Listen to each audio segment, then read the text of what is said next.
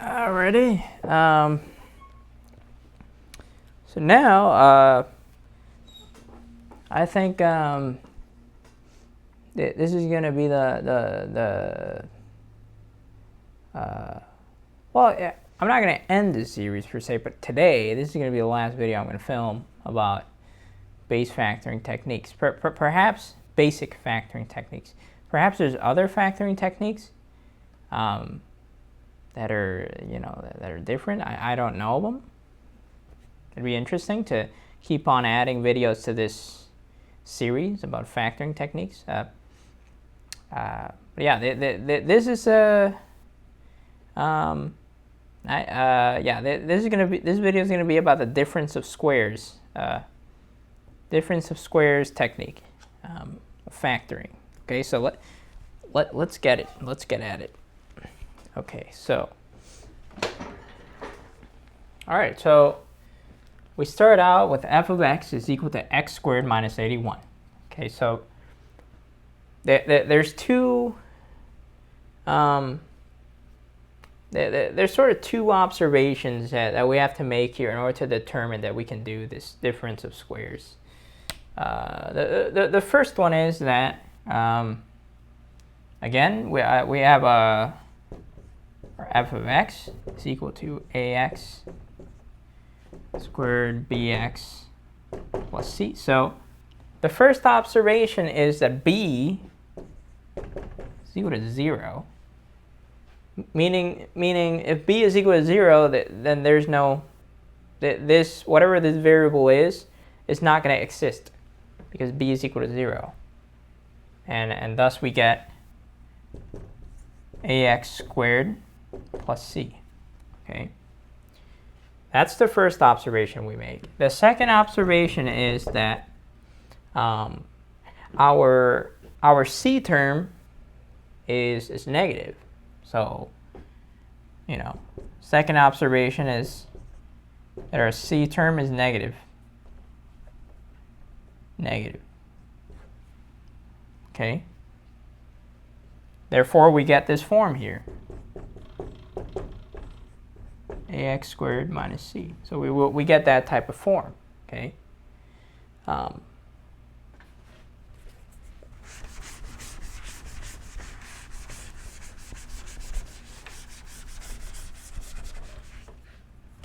that we've established those two observations, there's a third observation that we make, and is that our c term, the absolute value of our c term,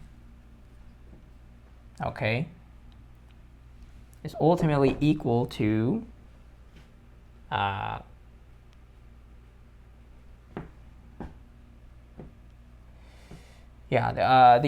absolute value of our c term can ultimately be equal to a that'd be a wrong way to say it. So the way to say it is that let's say we have negative 81, right? And the absolute value of that is 81. All right. So this can be you can take the square root of 81, okay, and you get 9. Okay. So that is the observation that we make, that the c term here, we can take the square root of it, the square root of the absolute value of it, in order to get a real number. So the square root of the absolute value of our c is ultimately equal to a real number. Okay. All right. So let's do that. All right. So we can say that here we have our f of x equals to x squared minus 81.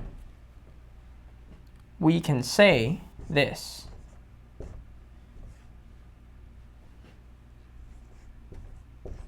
Okay. That would be, this is the same thing. It is the same thing to say x squared minus 9 squared. It is the same thing to say that f of x equals to x squared minus 81. So yeah, that's sort of the third observation that you can do, that you can rephrase this function so that you can state its c term in terms of square root. Okay.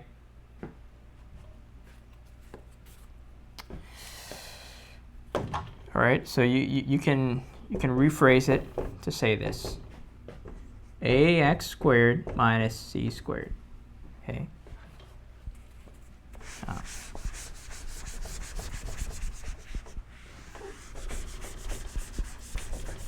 All right. C not being 81 anymore, but being 9 squared, which equals to 81. All right.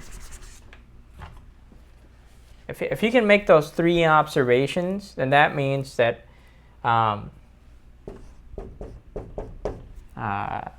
you can then factor it out in this way. So again, if you have that negative in the middle, that means that the factored form of these types of difference of squares functions is that one of them is going to be negative and the other one's going to be positive. Okay. All right. Let's say again, our f of x is equal to 9 squared. Okay.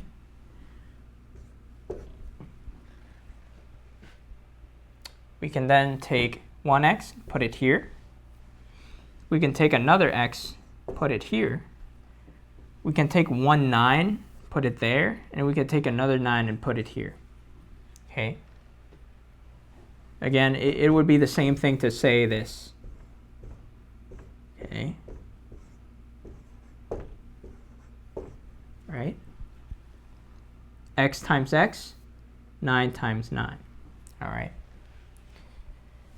Because you can say that, you can then also rephrase the function as parentheses x minus 9 times parentheses x plus 9. And then we can make sure that this is true by verifying, by distributing and getting it back to the original form. So x times x is x squared. Okay. X times 9 is equal to plus 9x. 9 times negative 9 times x is equal to negative 9x. Then negative 9 times negative 9 times 9 is equal to negative 81. All right. Add your like terms. Okay. 9x and minus 9x. Okay. They share the same factor, your x value here. 9 minus 9x minus 9x is equal to 0x. Okay. X squared. Okay. Minus 81. All right. And now you can omit this part of the expression because 0 times any number is going to be equal to 0. And ultimately, you get your f of x is equal to x squared minus 81. So both of these, okay, you get the same answer, meaning that this expression here is correct. Okay. We have completely factored